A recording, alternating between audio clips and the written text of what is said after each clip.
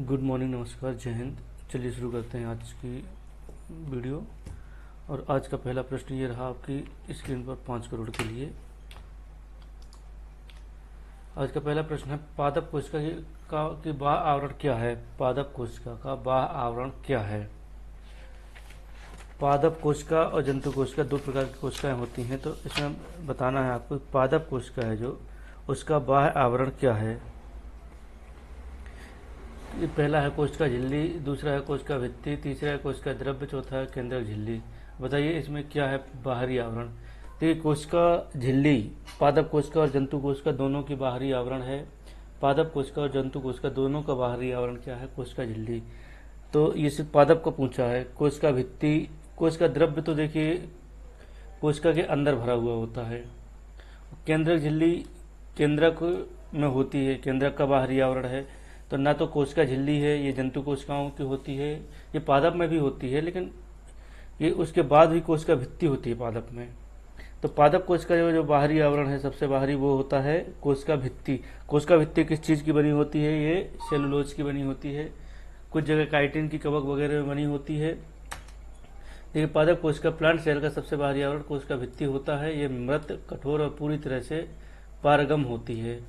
अगर कोई पूछे कि कोशिका भित्ति कैसी है, पारगम झिल्ली है, कोशिका पारगम है, और कोशिका झिल्ली अर्धपारगम है। कुछ चीज़ों को बाहर जाने देती है, कुछ को रोक लेती है, और ये मजबूती प्रदान करती है, सुरक्षा प्रदान करती है पादपों को। यह कोशिका भित्ति के अंदर होती है। जंतुओं में सबसे बाहरी परत है। कोशिका द्रव्य क्या है? कोशिका के अंदर भरा हुआ जेली जैसा पदार्थ। केंद्रक झिल्ली केंद्रक को घेरने वाली झिल्ली केंद्रक झिल्ली है। चलिए अगला प्रश्न देखते हैं। प्रश्न 2, पादप कोशिका में होता है लेकिन जंतु कोशिका में नहीं होता। Dash dash dash dash dash. पादप कोशिका में तो होता है लेकिन जंतु कोशिका में नहीं होता है। ऐसा क्या? कोशिका भित्ति, कोशिका झिल्ली, कोशिका द्रव्य, नाभिक। अब इसमें बताइए आप ऐसा कौन सी चीज है जो पादप कोशिका में तो होती है लेकिन जंतु कोशिका में नहीं होती है? कोशिका झिल्ली दोनों में होती है, कोशिका भित्ति पादप में होती है, कोशिका द्रव्य दोनों में होता है, और नाभिक केंद्रक दोनों में होता है। अब इसमें ऐसी कौन सी चीज है जो सिर्फ कोशिका पादप कोशिका में होती है? तो इसका जो उत्तर होगा वो होगा कोशिका भित्ति। क्या होगा इसका उत्तर? कोशिका भित्ति। इसका उत्तर क्या होगा? कोशिका भित्ति। कोशिका भित्ति सिर्फ पादप कोशिका में होती है। ये देखिए, यह है एक प्लांट सेल पादप कोशिका, ये है जंतु कोशिका। इसकी जो गुलाबी ऑरेंज कलर की जो ऊपर से दिख रही है परत, इसी को बोलते हैं कोशिका भित्ति। इसके अंदर होती है कोशिका झिल्ली, ये है जंतु कोशिका। इसमें कोशिका भित्ति नहीं होती है। और एक ये चीज बहुत बड़ी इसमें दिख रही है, ये इसको क्या बोलते हैं? ये बहुत बड़ी चीज दिख रही है, इसको बोलते हैं रसधानी। और ये जंतु कोशिकाओं में बहुत छोटी होती है, बहुत छोटी होती तो है लेकिन बहुत छोटी। तो चलिए अगला क्वेश्चन देखते हैं। अगला क्वेश्चन क्या है? जीव द्रव्य में सबसे अधिक क्या पाया जाता है? जीव द्रव्य में सबसे अधिक क्या पाया जाता है? तो जीव द्रव्य में सबसे ज्यादा पानी पाया जाता है। सबसे ज्यादा क्या पाया जाता है? जल। प्रोटीन, लिपिड, कार्बनिक अम्ल में से क्या पाया जाता है सबसे ज्यादा? जल ही सबसे ज्यादा पाया जाता है, क्योंकि जल ही जीवन है। कितनी मात्रा में पानी होता है? इसमें लगभग 80 से 90% क्या होता है? पानी। 80 से 90% क्या होता है? पानी। 80 से 90% पानी होता है इसमें, जीव द्रव्य में। जीव द्रव्य को जीवन का भौतिक आधार कहा जाता है। इसमें 80 से 90% तक होती है जल की मात्रा। प्रोटीन 7 से 10% होता है, लिपिड 1 से 2% होता है, और कार्बनिक अम्ल बहुत कम मात्रा में संरचनात्मक और मेटाबॉलिज्म कार्यों के लिए होते हैं। अगला प्रश्न देखते हैं। प्रोकैरियोटिक कोशिका में उपस्थित होते हैं। प्रोकैरियोटिक कोशिका में क्या उपस्थित होते हैं? संगठित नाभिक, राइबोसोम, माइटोकॉन्ड्रिया या लाइसोसोम। संगठित कोशिका में, वो प्रोकैरियोटिक कोशिका में क्या होता है शामिल? आप बताइए इसमें 4 में से क्या उत्तर सही है? प्रोकैरियोटिक कोशिका क्या होती है? जो कोशिका अभी पूरी तरीके से बनी नहीं है उसको प्रोकैरियोटिक कहते हैं। प्रोकैरियोटिक कोशिका किस किस में पाई जाती है, कहाँ पाई जाती है प्रोकैरियोटिक कोशिका? बैक्टीरिया कवक वगैरह, बैक्टीरिया वगैरह में कुछ जगह पाई जाती है, ये इंसानों में या जंतु कोशिकाओं में नहीं होती है। जंतु कोशिका कैसी होती है, हमारी कोशिका कैसी है, यूकैरियोटिक। प्रोकैरियोटिक कोशिका देखिए पूर्ण रूप से विकसित नहीं होती, उसका केंद्रक बिखरा हुआ रहता है। संगठित नाभिक, मेन यही है कि संगठित नाभिक, ये बिखरा हुआ नाभिक रहता है, उसमें संगठित नाभिक कभी नहीं रहता। राइबोसोम होता है। माइटोकॉन्ड्रिया, देखिए माइटोकॉन्ड्रिया की अनुपस्थिति रहती है, माइटोकॉन्ड्रिया उसमें नहीं रहता है, लाइसोसोम भी नहीं रहता है। किसमें? प्रोकैरियोटिक कोशिका में। प्रोकैरियोटिक कोशिका में क्या क्या नहीं रहता है कि इसमें माइटोकॉन्ड्रिया नहीं रहता है, लाइसोसोम नहीं रहता है, माइटोकॉन्ड्रिया और लाइसोसोम नहीं रहता है। तो इसमें राइबोसोम कैसा होता है, इसमें 70S प्रकार का राइबोसोम होता है, इसमें 70S प्रकार का राइबोसोम होता है। कैसा राइबोसोम होता है? 70S प्रकार का राइबोसोम, 70S प्रकार का राइबोसोम होता है। राइबोसोम प्रोकैरियोटिक कोशिकाओं जैसे जीवाणु में कोई भी झिल्ली से घिरा अंगक जैसे माइटोकॉन्ड्रिया, लाइसोसोम नहीं होता, इसमें केवल 70S प्रकार के राइबोसोम पाए जाते हैं। ये एक प्रोकैरियोटिक सेल है, देखिए इसमें केंद्रक नहीं है, इसके जो डीएनए मटेरियल है वो बिखरा हुआ है। न्यूक्लियोइड रीजन देखिए, क्रोमोसोम, डीएनए वगैरह ये कैसे फैले हुए हैं, इसमें केंद्रक के अंदर व्यवस्थित नहीं रहता है। ये कैप्सूल है, ये सेल वॉल है और ये प्लाज्मिड, सब कुछ ऐसा फैला रहता है पूरी कोशिका में, कुछ भी व्यवस्थित नहीं रहता। लाइसोसोम, माइटोकॉन्ड्रिया वगैरह कुछ नहीं होता, इसी को कहते हैं प्रोकैरियोटिक कोशिका। सभी प्रोकैरियोटिक कोशिका में कोशिका भित्ति पाई जाती है। देखिए इसमें कोशिका भित्ति दिख रही है ना, ये दिख रही है कोशिका सेल वॉल, ये है सेल वॉल, ये दिख रही है सेल वॉल। तो अगला प्रश्न है, सभी प्रोकैरियोटिक कोशिका में कोशिका भित्ति पाई जाती है खाली स्थान को छोड़कर। खाली स्थान में कोशिका भित्ति नहीं पाई जाती है। कौन सी प्रोकैरियोटिक कोशिका है जिसमें कोशिका भित्ति नहीं पाई जाती है? देखिए ये जीवाणु का चित्र अभी अभी आपने देखा, इसमें पाई जाती है। जो नील हरित शैवाल होते हैं, जो काई होती है, उसमें भी कोशिका भित्ति पाई ही जाती है। इनमें से कोई नहीं, ये उत्तर हो नहीं सकता। तो दो ऊपर के नहीं है, एक नीचे के नहीं है, उत्तर हमारा सही क्या होगा? माइकोप्लाज्मा। माइकोप्लाज्मा सबसे छोटा जीव है या सबसे छोटी कोशिका है माइकोप्लाज्मा। हमने पढ़ा भी था सबसे छोटी कोशिका क्या है? माइकोप्लाज्मा। माइकोप्लाज्मा में कोशिका भित्ति नहीं पाई जाती है और यही कारण है कि इसका जो आकार है वो बदलता रहता है। इसका आकार क्या होता है? बदलता रहता है। माइकोप्लाज्मा का आकार बदलता रहता है क्योंकि कोशिका भित्ति नहीं पाई जाती है।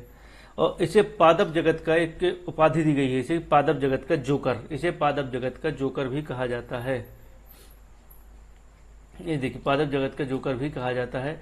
जीवाणु और नील हरित शैवाल दोनों प्रोकैरियोटिक हैं और दोनों में कोशिका भित्ति पाई जाती है। चलिए अगला प्रश्न देखते हैं। अगला प्रश्न कहता है कि निम्न में से किसमें आनुवांशिक पदार्थ नग्न है? निम्न में से किसमें आनुवांशिक पदार्थ नग्न है? नग्न का मतलब नहीं है। जंतु कोशिका, पादप कोशिका, जीवाणु कोशिका, इनमें से सभी। अब बताइए कि ऐसा कौन है जिसमें जंतु कोशिका नग्न है? कौन सा है जिसमें जंतु कोशिका नग्न है? वो सॉरी कौन सा है जिसमें आनुवांशिक पदार्थ नग्न है? बताइए चार में से क्या होगा इसका सही उत्तर? इसका सही उत्तर क्या होगा? देखिए जंतु कोशिका में आनुवांशिक पदार्थ डीएनए होता है, पादप कोशिका में भी डीएनए होता है। जीवाणु की जो कोशिका होती है उसमें डीएनए नहीं होता है। जो जीवाणु की कोशिका होती है उसमें डीएनए नहीं होता है। जीवाणु कोशिका में डीएनए नहीं होता है। तो हमारा जो सही उत्तर है वो क्या है? जीवाणु कोशिका। जीवाणु कोशिका में डीएनए नहीं होता है।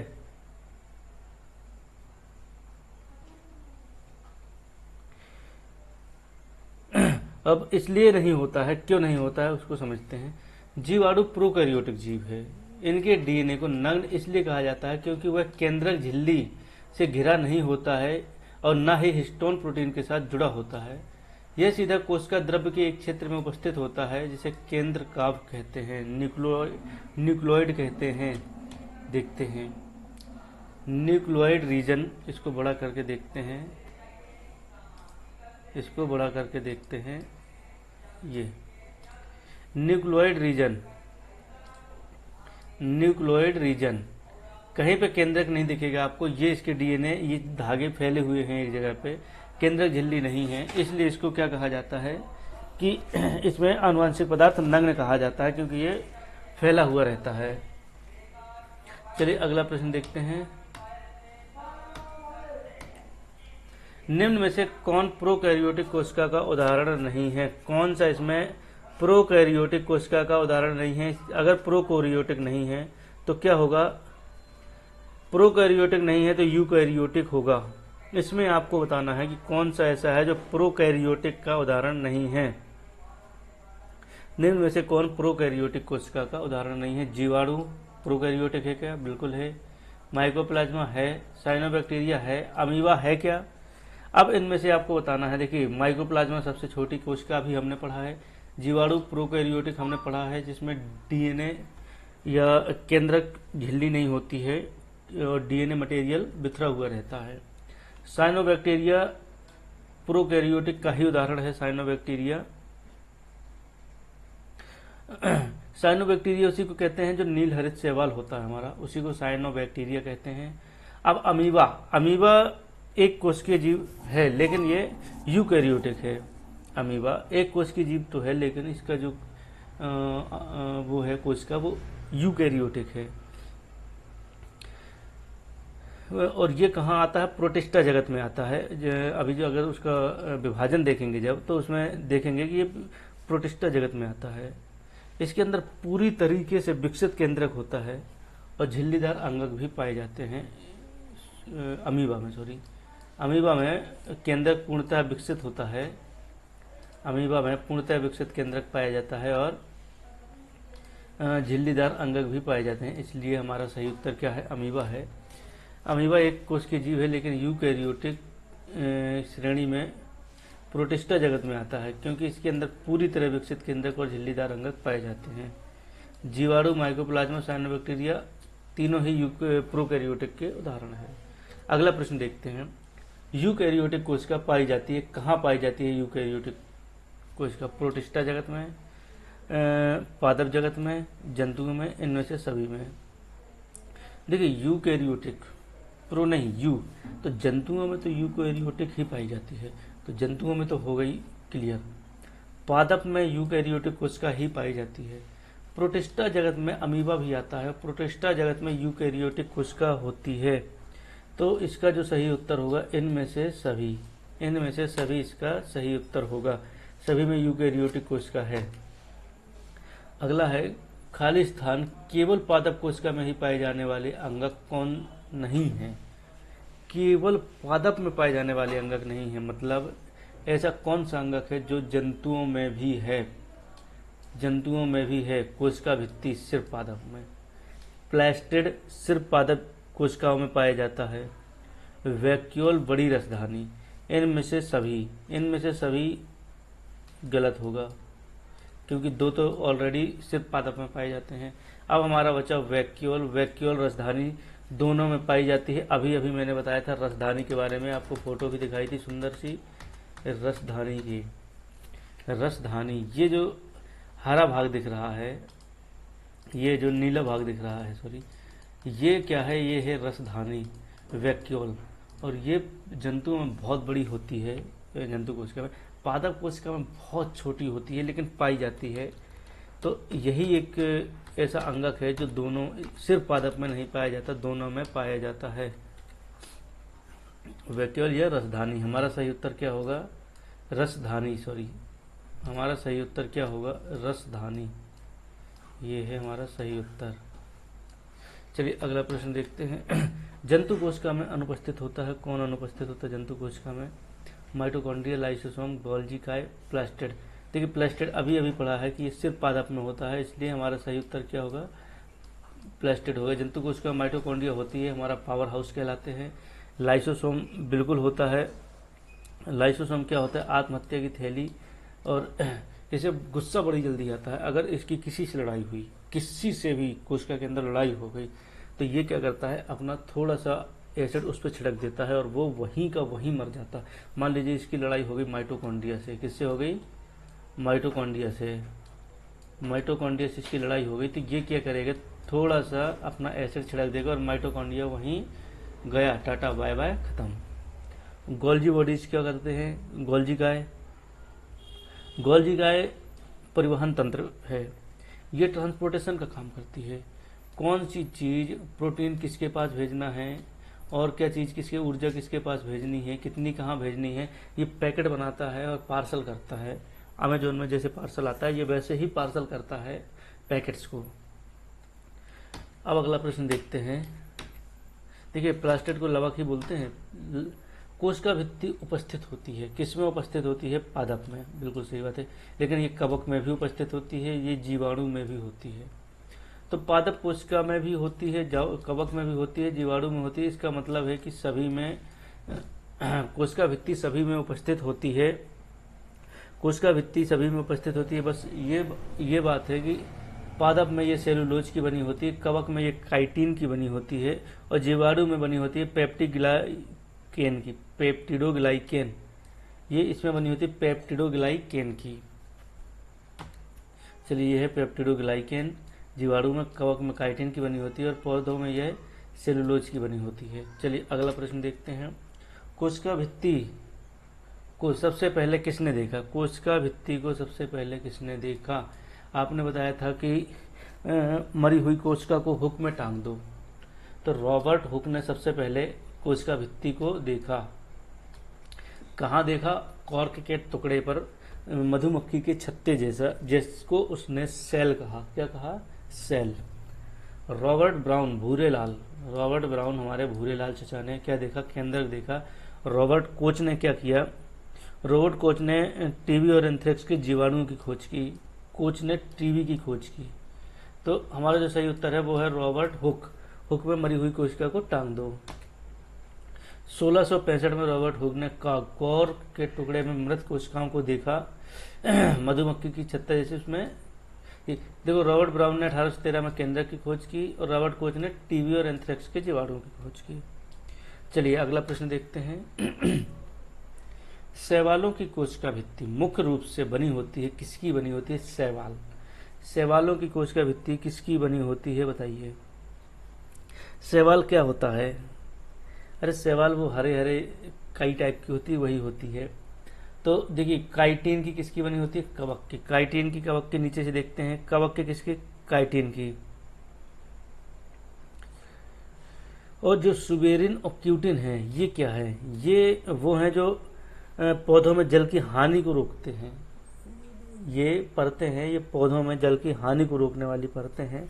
तो ये नहीं होगी कोशिका भित्ति। और शैवालों की कोशिका भित्ति भी सेलुलोज की ही बनी होती है। किसकी बनी होती है? सेलुलोज। हमारा सही उत्तर ए होगा। एकदम करेक्ट उत्तर हमारा क्या होगा? ए होगा। अगला क्वेश्चन की तरफ हम अपना रुख करते हैं। पादप की कोशिका भित्ति में पाई जाती है, पादप की जो कोशिका भित्ति में पाई जाती है, क्या पाई जाती है? पादप की कोशिका भित्ति में हेमीसेलुलोज पाया जाता है, या पेप्टिन पाया जाता है, या सेलुलोज पाया जाता है, या सभी पाया जाता है। देखिए, इनकी अभी अभी हमने देखा, इसके जस्ट पहले पेक्टिन। हमने क्या बोला कि ये पौधों में पानी रोकने वाला परत है। पेक्टिन, ये देखिए, क्यूटिन है, सॉरी। पेक्टिन क्या है? पेक्टिन उसमें पाया जाता है, मैट्रिक्स में धसे हुए थे, सॉरी। तो सेलुलोज उसमें होता है, कोशिका भित्ति में हेमी सेलुलोज भी होता है। अगर ये दो चीजें होती हैं और पेक्टिन भी होता है, मैट्रिक्स में होते हैं ये, इनमें से सभी, तो पादप कोशिका भित्ति में क्या पाया जाता है? पादप की कोशिका भित्ति में तीनों चीज पाई जाती हैं, इनमें से सभी। इसका एकदम सही उत्तर होगा। ये देखिए, ये है सेल वॉल, ये है कोशिका भित्ति, ये है 3 लेयर हैं, ये मिडिल लेमिला है, ये प्राइमरी सेल वॉल है, तो ये प्लाज्मा सेल मेम्ब्रेन। 3 भागों में ये बटी हुई है। यह हेमी सेलुलोज, ये क्या है? जो बम्बू से दिख रहे हैं बांस के, ये है हेमी सेलुलोज। ये जो धागा नुमा रस्सी बांधे हुए हैं बम्बुओं को, इनको बोलते हैं पेक्टिन। क्या बोलते हैं? पेक्टिन। और सेलुलोज माइक्रोफाइब्रिल, ये क्या है? ये सेलुलोज, ये छोटे छोटे बम्बू जो हैं ये क्या हैं? सेलुलोज हैं। ये पूरी सेल वॉल या कोशिका भित्ति का स्ट्रक्चर है। तो इसमें क्या क्या पाया जाता है कोशिका भित्ति में? Hemicellulose, pectin, cellulose. Okay, clear है। चलिए अगले क्वेश्चन की ओर देखते हैं। अगला क्वेश्चन है हमारा, कोशिका झिल्ली मुख्यतः बनी होती है, किसकी बनी होती है? कोशिका झिल्ली मुख्यतः किसकी बनी होती है? प्रोटीन और लिपिड से। किसकी बनी होती है कोशिका झिल्ली? कोशिका झिल्ली मुख्यतः किसकी बनी होती है? 15 क्वेश्चन छोड़ गए। कोशिका झिल्ली मुख्यतः किसकी बनी होती है? प्रोटीन और लिपिड से, सेलुलोज और हेमीसेलुलोज से, लिग्निन और पेक्टिन से, क्यूटिन और सुबेरिन से। देखिए, सेलुलोज हेमीसेलुलोज से क्या बना हुआ होता है? कोशिका भित्ति। पेक्टिन भी कोशिका भित्ति में ही होता है। कहाँ होता है? कोशिका भित्ति में होता है। तो ये हमारा गलत उत्तर हो गया। पहला तो हमारा क्या हो गया? गलत उत्तर। और ये भी हो गया। क्यूटिन और सुबेरिन कहाँ पाए जाते हैं? ये भी परत है, ये कोशिका झिल्ली में नहीं है। तो हमारा जो कोशिका झिल्ली मुख्यतः बनी होती है वो बनी होती है प्रोटीन और लिपिड से। इसके बारे में थोड़ा सा देखते हैं। कोशिका झिल्ली एक दोहरी परत होती है जो मुख्य रूप से फास्फोलिपिड, कौन से लिपिड से बनी होती है? फास्फोलिपिड और प्रोटीन से बनी होती है। इसमें फ्लूइड मोज़ेक मॉडल द्वारा समझाया जाता है इसे। ये है fluid mosaic model. Cell plasma membrane का ये है फ्लूइड मोज़ेक मॉडल। ये हमारी कोशिका झिल्ली है। ये है प्रोटीन अंदर धसे हुए से हैं। ये क्या है? Hydrophilic head. ये है पोर। Glycolipid protein channel. यहाँ पे प्रोटीन्स हैं, ये प्रोटीन्स भी हैं। ये है इसका, ये देख लीजिए, ये है कोशिका झिल्ली का कौन सा मॉडल? ये है फ्लूइड मोज़ेक मॉडल। ये फ्लूइड मोज़ेक मॉडल है कोशिका झिल्ली का। अल्फा हेलिक्स प्रोटीन, ये है अल्फा हेलिक्स प्रोटीन। चलिए अब अगला प्रश्न देखते हैं। निम्न में से कौन सा वर्णात्मक पारगम्य झिल्ली है? वर्णात्मक पारगम्य झिल्ली क्या है इसमें? पारगम्य का मतलब वर्णात्मक पारगम्य झिल्ली क्या होता है? सिलेक्टिव वर्णात्मक जो सिलेक्टिव पारगम्य झिल्ली है वो क्या है? कुछ चीज़ों को अंदर जाने देती है, सिलेक्टेड चीज़ों को। तो ये ऐसी कौन सी चीज़ है? देखिए, कोशिका भित्ति बिल्कुल किसी चीज़ को रोकती नहीं है, सबको आने जाने देती है। राइबोसोम की झिल्ली नहीं आने जाने देती है। कोशिका झिल्ली जो होती है वह अर्धपारगम या सिलेक्टिव या वर्णात्मक पारगम झिल्ली होती है। कुछ चीज़ों को अंदर जाने देती है, सिलेक्टेड चीज़ों को, और बाकी चीज़ों को बाहर ही रोक देती है। तो इसमें जो है अर्धपारगम झिल्ली या वर्णात्मक पारगम झिल्ली क्या है? वो है कोशिका झिल्ली। चलिए अगला क्वेश्चन देखते हैं। प्रक्रिया द्वारा पदार्थ कोशिका झिल्ली के आर पार आ जाते हैं। कौन सी प्रक्रिया द्वारा? कौन सी प्रक्रिया द्वारा? विसरण, परासरण, उपरोक्त दोनों। देखिए, इसमें दोनों के द्वारा जो पदार्थ हैं वो कोशिका के आर पार जा सकते हैं, विसरण द्वारा भी और परासरण द्वारा भी। इसको थोड़ा सा समझते हैं। गैसें जैसे O2 और CO2 विसरण प्रक्रिया द्वारा अपनी उच्च सांद्रता से कम सांद्रता की ओर जाती हैं, और जल के अणु परासरण द्वारा झिल्ली के आर पार जाते हैं। दोनों ही परिवहन के मुख्य साधन हैं। देखिए, जब ऑक्सीजन और CO2 क्या होती है? अधिक सांद्रता से कम सांद्रता की ओर गैसें जाती हैं, और जल क्या होता है? ये परासरण द्वारा जाता है। ये कम सांद्रता से अधिक सांद्रता की ओर जाता है परासरण द्वारा। विसरण द्वारा कौन जाता है? गैसें, और परासरण द्वारा जल। तो इसमें दोनों ही प्रक्रिया द्वारा जाते हैं पदार्थ। अगला देखते हैं। जल के अणु की गति जब वर्णात्मक पारगम झिल्ली से हो तो उसे क्या कहते हैं? जल के अणु की गति जब वर्णनात्मक या चुनिंदा पारगम्य झिल्ली से हो तो उसे क्या कहा जाता है। देखिए, जल के अणु किसके द्वारा जाते हैं, अभी पढ़ा है, परासरण के द्वारा। परासरण के द्वारा आज का हम ये है, देखिए रिवर्स ऑस्मोसिस, ये है फ्रेश वाटर, ये है से अर्धपारगम झिल्ली, क्या है, यह है सेमी परमिबल मेम्ब्रेन, अर्धपारगम झिल्ली। यह है खारा पानी, salt water. Flow of water, water इस चढ़ जा रहा है सॉल्ट वाटर से फ्रेश वाटर, प्योर वाटर यहाँ से निकल गया, यहाँ से क्या लगाया, प्रेशर। केवल जल या विलायक के अणु किसी अर्धपारगम झिल्ली या वर्णात्मक पारगम झिल्ली के माध्यम से अपनी अधिक सांद्रता से कम सांद्रता की ओर गति करते हैं, उस विशेष विसरण को परासरण कहा जाता है। देखिए, यहाँ से प्रेशर लग रहा है, ये वाटर यहाँ से जा रहा है शुद्ध पानी, इसको परासरण कहते हैं। अगला देखते हैं, प्लाज्मा झिल्ली को केवल खाली स्थान से देख सकते हैं, प्रोटॉन सूक्ष्मदर्शी, प्रकाशीय सूक्ष्मदर्शी, संयुक्त सूक्ष्मदर्शी नहीं, इसको केवल और केवल इलेक्ट्रॉन सूक्ष्मदर्शी के द्वारा ही देखा जा सकता है। किसको, प्लाज्मा झिल्ली को केवल किसके द्वारा देखा जा सकता है, केवल और केवल इसके द्वारा ही देखा जा सकता है, इलेक्ट्रॉन सूक्ष्मदर्शी के द्वारा। चलिए हम इलेक्ट्रॉन सूक्ष्मदर्शी को यहाँ आपको दिखाते हैं, इलेक्ट्रॉन सूक्ष्मदर्शी को दिखाते हैं क्या है इलेक्ट्रॉन सूक्ष्मदर्शी और ये कैसे काम करती है।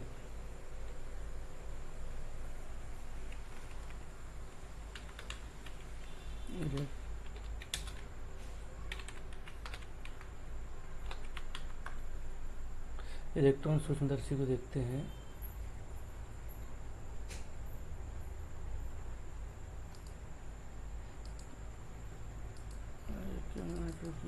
गूगल खोलना पड़ेगा, google.com खुल गया।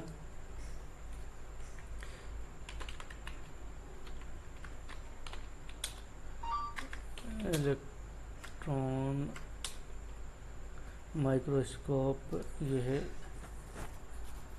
चलिए इसको समझते हैं। इलेक्ट्रॉन माइक्रोस्कोप को अगर खुल जाए तो ठीक है, नहीं खुलेगा तो मैं रोबोट नहीं हूँ, इसको चेक करना पड़ेगा कि हम रोबोट हैं कि नहीं है। इसमें बाईसाइकिल कहाँ कहाँ दिख रही है, ये है बाईसाइकिल और ये है बाईसाइकिल, मैचिंग नहीं है इसमें, यहाँ पे भी है बाईसाइकिल, यहाँ पे भी है बाईसाइकिल। चलिए वेरीफाई करते हैं, इसको देखते हैं, मैं रोबोट नहीं हूँ, सही है। इलेक्ट्रॉन सूक्ष्मदर्शी को फोटो के रूप में देखते हैं, ये है इलेक्ट्रॉन सूक्ष्मदर्शी। इलेक्ट्रॉन सूक्ष्मदर्शी 3D में देखते हैं, ये है इलेक्ट्रॉन सूक्ष्मदर्शी, ये है इलेक्ट्रॉन माइक्रोस्कोप। ये बहुत छोटी चीज़ों को भी बहुत बड़ा करके देख लेती है। जो इलेक्ट्रॉन माइक्रोस्कोप होता है, इलेक्ट्रॉन सूक्ष्मदर्शी है, ये छोटी से छोटी चीज़ों को भी बहुत बड़ा करके दिखा देती है।